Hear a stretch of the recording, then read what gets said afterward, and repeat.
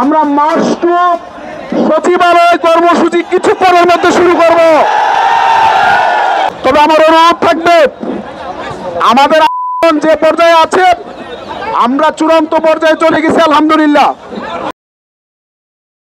কিছুক্ষণ আগে হাসনাত আব্দুল্লাহ সোশ্যাল মিডিয়ায় পোস্ট দিয়েছেন শিক্ষকদের দাবি দ্রুত মেনে নেওয়ার জন্য।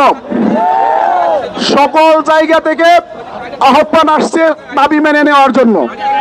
সরকারের দাবি না মানার আর কোনো পথ বাকি নাই, মানতে হবে দাবি, কোনো সুযোগ নাই। কিন্তু আমাদেরকে পরীক্ষা দিতে হবে, ধৈর্য ধারণ করতে হবে।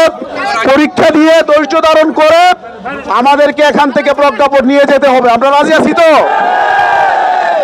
আপনাদেরকে অনুরোধ করব, আমরা সচিবালয় মুখে যাব, এমন কোনো কাজ কেউ করবেন না যাতে করে আমাদের এই আন্দোলনটা ক্ষতিগ্রস্ত হয়। পুলিশ হয়তো ব্যারিকেড দিবে, ব্যারিকেড দিলে ব্যারিকেড চেষ্টা করবেন না প্লিজ। এটা নিছক একটা কর্মসূচি, আমরা বিভিন্ন কর্মসূচি দিয়ে সরকারের উপর তৈরি করতেছি। এমন কোনো কথা নেই যে সচিবালয়ের অভিমুখে গেলেই আমাদের দাবি পূরণ হবে। আমরা যমুনার দিকেও মার্চ করব।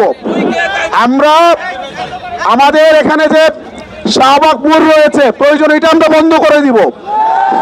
এগুলো আমরা করব, পর্যায়ক্রমে করব, সরকার আলোচনা করুক। কিন্তু আপনাদের কাছে অনুরোধ থাকবে, কোনোভাবে শৃঙ্খলা কেউ নষ্ট করবেন না।